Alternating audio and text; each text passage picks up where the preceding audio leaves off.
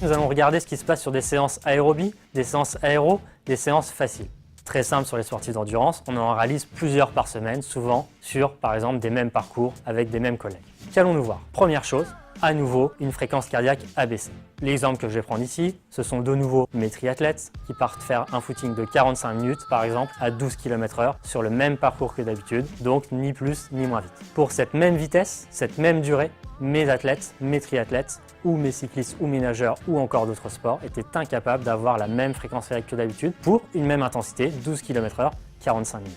Second résultat, et pas des moindres, la fréquence cardiaque de récupération. Je vais donc vous poser une question. Comme je l'ai dit, nous mesurions après chaque palier pendant 1 minute passivement la fréquence cardiaque de nos sujets qui correspondait à la différence entre la fréquence cardiaque à la fin du palier et la fréquence cardiaque après 1 minute de récupération. Exemple, si mon athlète est à une fréquence cardiaque de 120 battements par minute et qu'il est à 60 battements par minute 1 minute après, la différence est 60. Est-ce que cette différence de 60 s'allongeait, par exemple 80, ou se raccourcissait, par exemple 40 chez mes athlètes surmenés?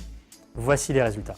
Cette fréquence cardiaque de récupération s'allongeait et de façon excessivement importante. À basse intensité, cette fréquence cardiaque de récupération s'allongeait entre 17 et 20 battements par minute. Donc mon exemple de 60 battements par minute passerait à environ 80 battements par minute. C'est donc très simple. Mes athlètes réalisent leur footing de 45 minutes à 12 km/h, ils stoppent leur effort. Leur fréquence cardiaque qui en temps normal est à 120 battements et plus basse que d'habitude, par exemple 110 battements, et ils récupèrent beaucoup plus vite que d'habitude. Donc au lieu d'être à 60, ils vont par exemple être à 40. Donc la différence entre l'arrêt de l'exercice et la fin de l'exercice va s'allonger. On va passer de 60 à 70. J'ai pris un exemple sans forcément réfléchir aux données, mais qui sera réalisé chez tous nos athlètes surmenés sur ce test VMA, mais également sur le terrain lors de suivi d'athlètes élites ou d'amateurs sur nos études. Mais il sera très important de faire une seconde chose pour pouvoir valider cette baisse de la fréquence cardiaque et l'allongement de la fréquence cardiaque de récupération en regardant le ressenti d'exercice de vos athlètes. Voici ce qui s'est passé chez nos athlètes.